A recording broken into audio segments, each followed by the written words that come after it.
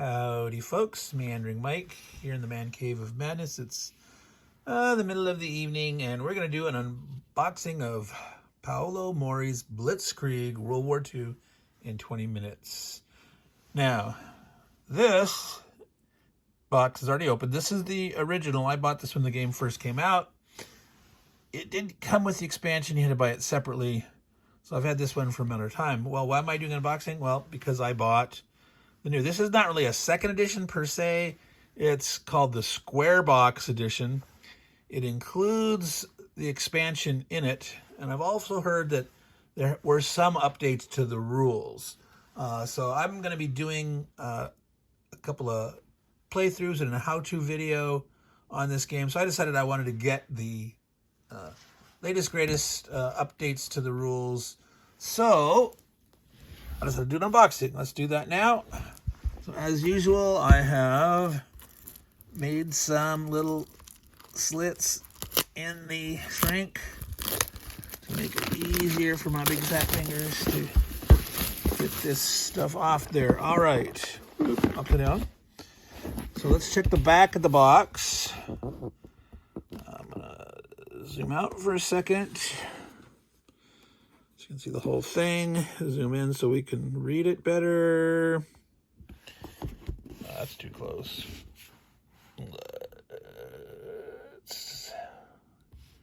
All right. So there's a picture of the original map. This is the expansion. This is an abstract representation of World War II across 5 different theaters. The expansion is a hypothetical battle, assuming that the Axis won World War II and Japan and Germany are fighting over America. America has been conquered and the Axis powers are fighting over the spoils. The game, the 2 versions are 90% the same. There's some versions in how you go from, there's not separate theaters, but each separate campaign is linked to others via some paths. So that much I know, but let's actually look and see what we see in the box here for this version. 2 rule books, a double-sided game board. Okay, so that's one difference, and the other one, there's 2 different boards, is now double-sided. 84 tokens, 2 player screens, 7 game markers, and 2 cloth bags. Now, there we go. We can see here the rule book. It feels a little thicker to my memory. 20 pages, counting the covers. 20 pages. This is an explanation of the bonuses you get for conquering certain battle spaces. All right, let's go to the front. Now, to my memory, it looks to be 95, 99% the same as the original version. So here's the tokens. There are 2 different sides, the Axis and the Allies, and then these yellow ones are technology that you can research by gaining certain areas, and then it goes put in your bag. So that's a bonus force that you can pull. They're on average stronger than your typical units. Here's the game screens, which you keep the armies, navies, and air forces that you've drawn behind your screen so they don't know what you have available. They don't picture the bags here, but there are 2 bags. I'm gonna reach in and try to see if, yeah, so the bags have nice artwork from the cover, and they have a differentiated, so German soldier with the potato masher, American soldier. with your typical pineapple frag grenade. Now, technically, they should have put Japanese dude on one side, German dude on the other side, since the axis is supposed to be representing both. When you play on the expansion map, the axis are really just the Germans, and then there's separate Japanese counters. All right. These are the two screens, as they call them. They've got a slight tilt to them. Tilt this down so you can see those in action. So the way they're cut is they'll stand,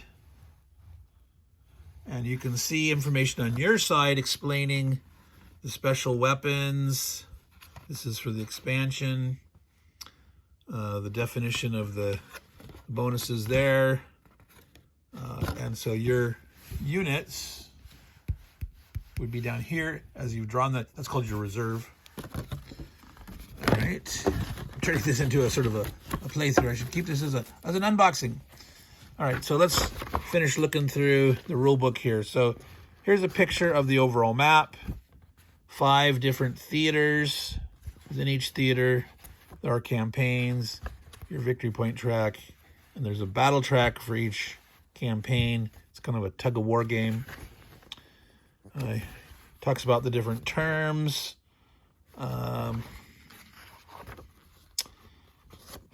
All the different types of unit tokens. Armies, Navies, Air Forces, Generals and Admirals, the Blitz.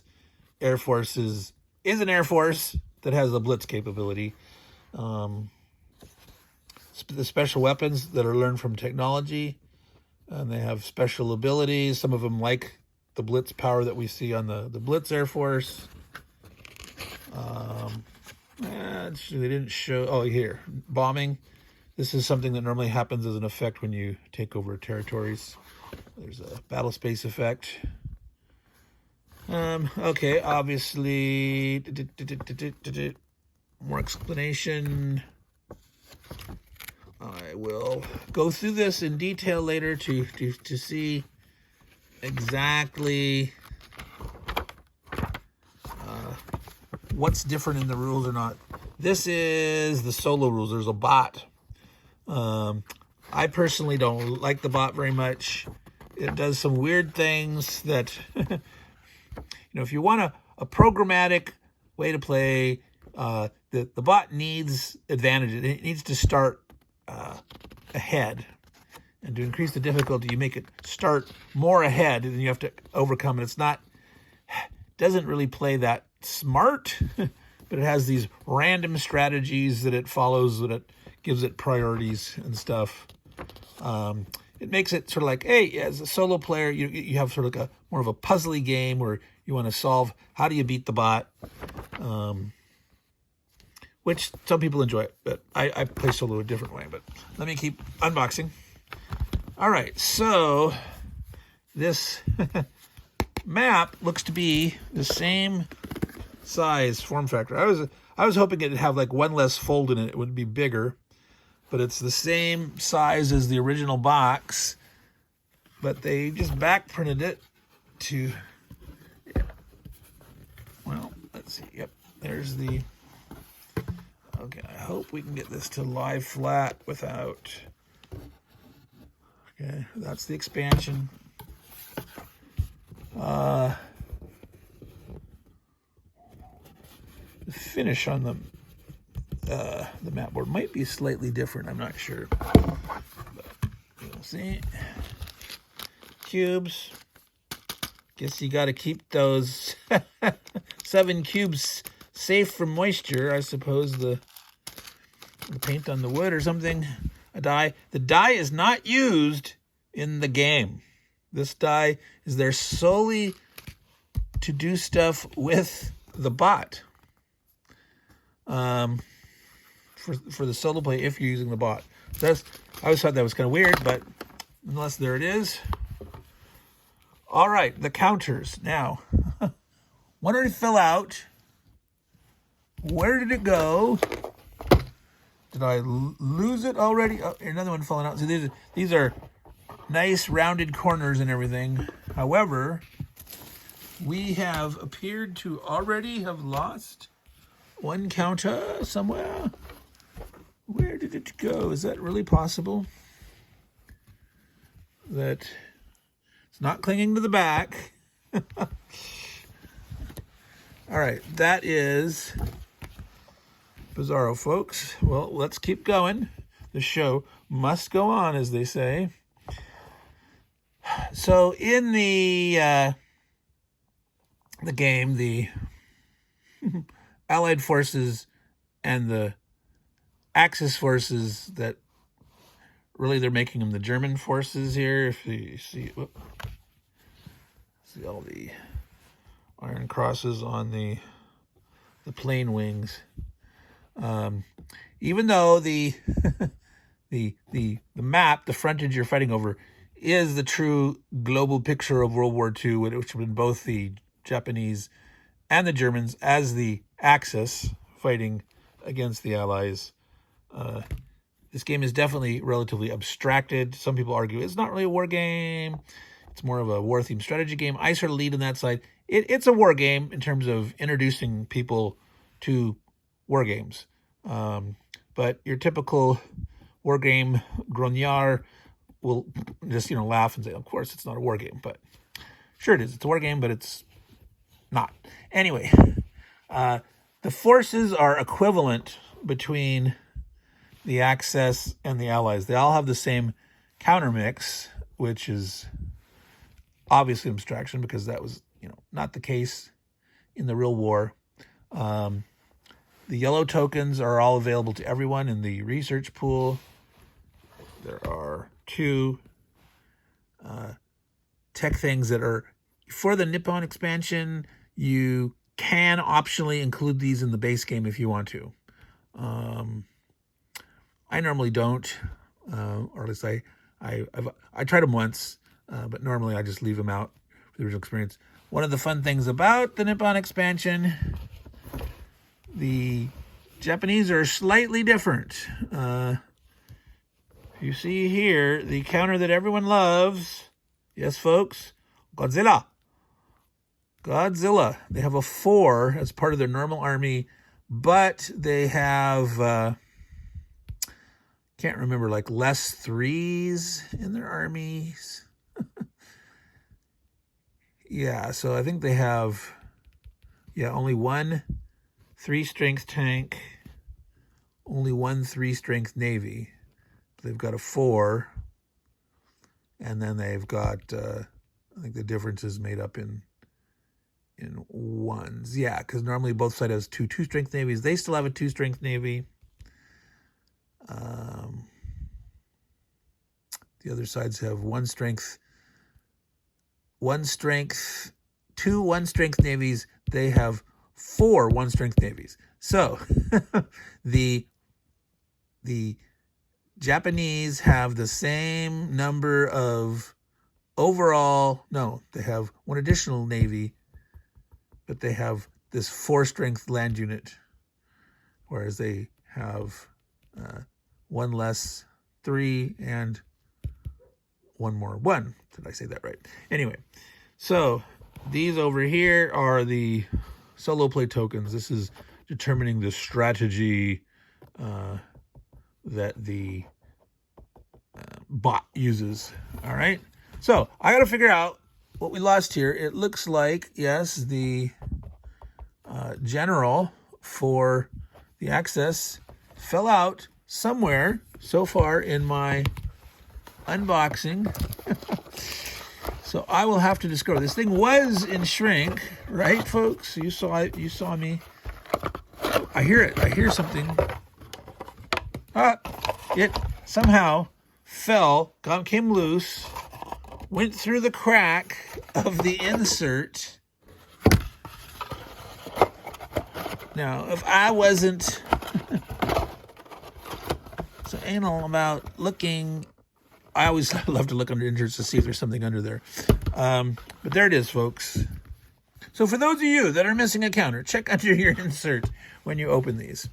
All right. So that is the scope of this unboxing, which was actually expanded to include a little bit of a more in-depth look, which is okay. Now, what I do is I got extra bags for my other copy, where I got a separate bag for the Japanese and a separate bag for the tech. So normally they say, oh, you know, put the tech counters like just face down and draw one. I was like, well, wait a minute. If I'm building my bag of my fleet, my forces, and I'm putting stuff in it, why don't I have a bag for the tech guys also? So that's what I do. But you can, you know, put them in a cup or face down on the table, whatever. One problem with putting them face on the table is if the backs get scuffed, or when you punch them out, if the edges of the things get torn, people could potentially tell and see, oh, that's the atomic bomb. I do want that, or I don't want that, or something like that. So, not that any of you would cheat, right? No.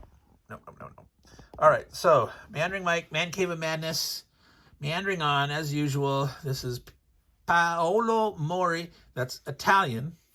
If you don't know, for some reason I thought the guy was Brazilian, but no, it's Paolo Mori, Italian game designer, Blitzkrieg, World War II in 20 minutes or less. For the most part, yes, you can play this game in 20 minutes. A new player might play a little slower, or if someone likes to think a lot, little analysis paralysis, it can definitely take longer. But indeed, this game can be played in 20 minutes or less. So that's it, folks. Thank you for watching. Take care and ciao.